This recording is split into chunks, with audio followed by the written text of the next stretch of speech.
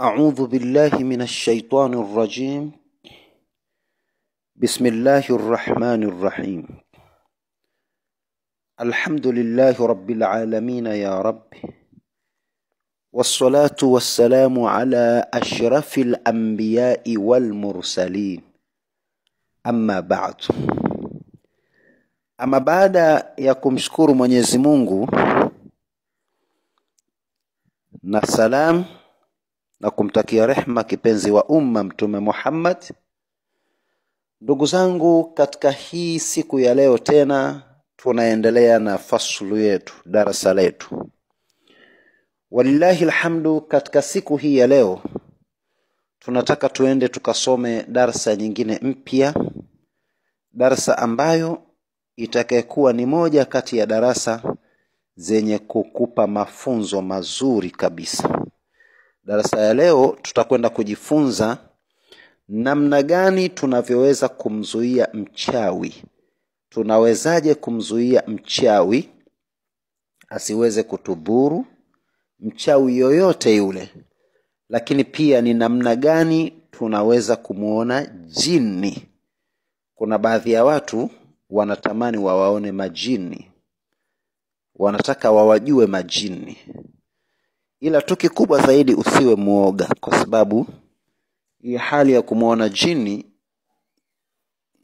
inahitaji moyo na inahitaji uwe makini, kwa sababu ukiwa muoga kidogo itakuwa mtihani.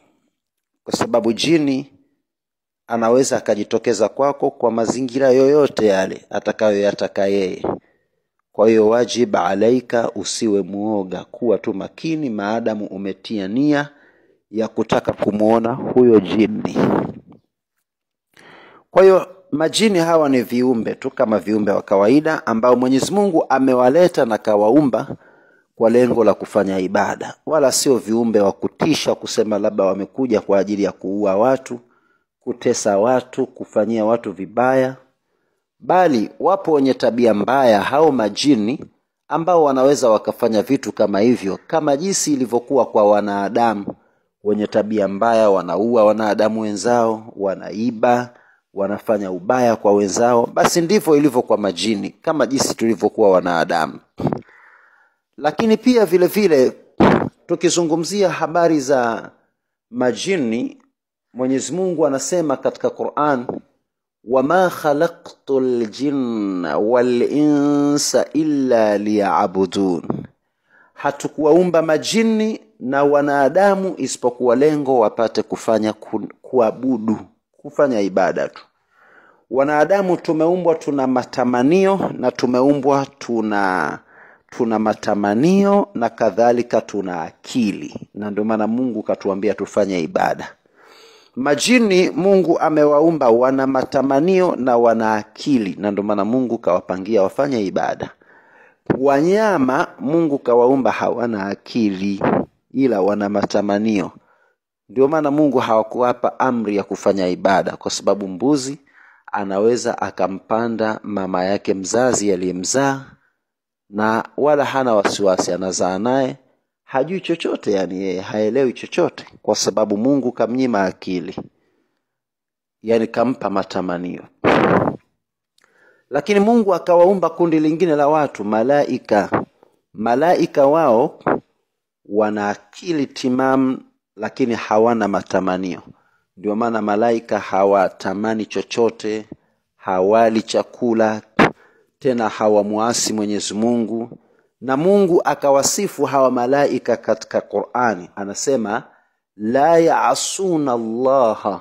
Hawa malaika la ya'asuna Allah, hawamuasi Mwenyezi Mungu, lakini wayamaruna ma yuf'alun, na wanafanya yale ambayo Mwenyezi Mungu amewaamrisha.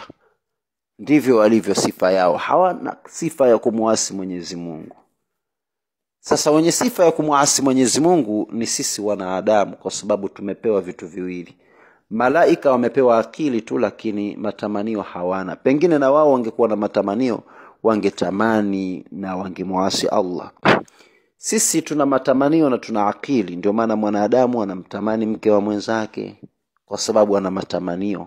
Mwanadamu anatamani mali ya mwenzake, ndio maana mtu yuko tayari kwenda kuiba, kuvunja, kuua kwa sababu na yeye apate mali kama aliyekuwa naye mwenzake. Sasa kwa hali kama hii sisi ndo tumepewa mtihani. Mwenyezi Mungu anasema katika Qur'ani, inna khalaqnal insana min nutfatin amshaj.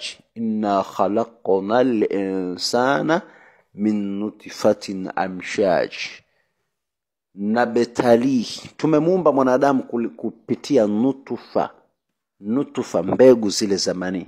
Lakini lengo la kuumbwa sisi, Mwenyezi Mungu anasema nabtalihi, kwanza mje mfanye ibada, alafu nabtalihi, tunakujaribuni.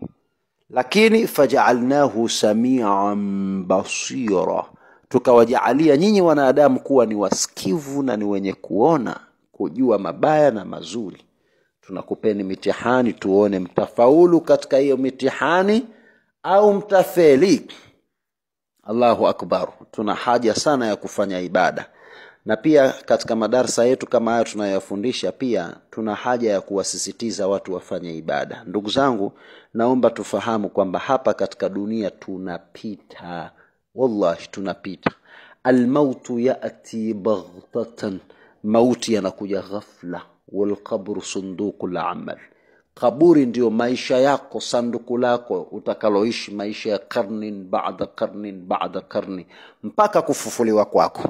Kwa hiyo huna haja ya kujigamba kwa uzuri wako uliokuwa nao wa sura, urembo wako.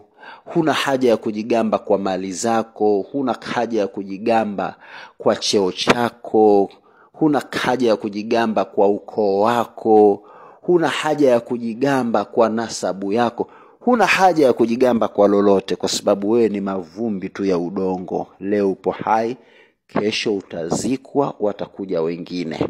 Walaqad ji'tumuna furada kama khalaqnakum awwala marra, Mungu anasema mtanijia mmoja mmoja kama mlivyokuja mmoja mmoja tulivyokuwa tunawaumba. Kwa hiyo sisi sote tutakufa. Lakini aya abdu kam yaraka Allahu asiya, ewe mja, hivi unataka mara ngapi Mwenyezi Mungu akuone wewe kila siku na kuagona muasi tu, mabala yote ni wewe.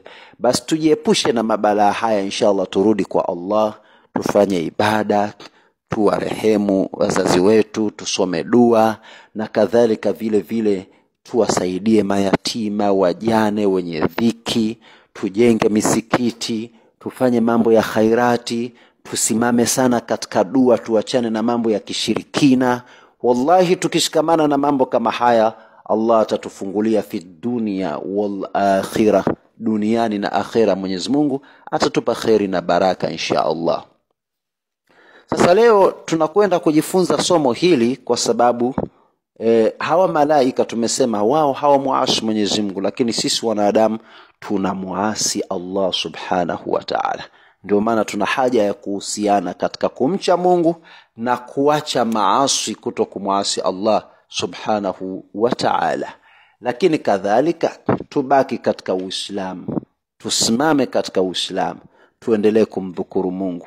Na wewe kama sio Muislamu ni Mkristo, basi simama vizuri katika Ukristo wako, usitetereke, usianze kuchanganya madawa, mara la huku naweka huku, la huku naweka huku, kwa kumsingizia Yesu na kumchomekea Yesu. Tuache kabisa tabia hizo, tusimame katika msimamo uliokuwa safi na salama kulingana na dini uliokuwa nayo insha Allah. Sasa basi mimi nataka nikwambie, hawa majini sisi tumefanana nao kwa tabia, pamoja na tunafanana tabia, lakini pia tuko na matamanio pamoja. Wao na matamanio na sisi tuna matamanio. Ndio maana wakatokea majini wanaitwa mahaba, jini mahaba, wala ashiq min aljinni. Inshallah ipo siku moja tutaelezea majini mahaba na namna ya kuwatibia kwake, tutaelezea inshallah. Lakini basi kama muda huu sasa tunakwenda kueleza hii tiba ya kuweza namna gani mtu anaweza akajizuia na washirikina, namna gani mtu anaweza akajizuia na wachawi wasiweze kumloga, wasiweze kumfanyia lolote baya. Kwanza kabisa nataka nikurudishe nyuma kidogo katika kisa cha mtume wetu Nabii Muhammad sallallahu alayhi wasallam. Mtume huyu yeye pia aliwahi kulogwa sababu ya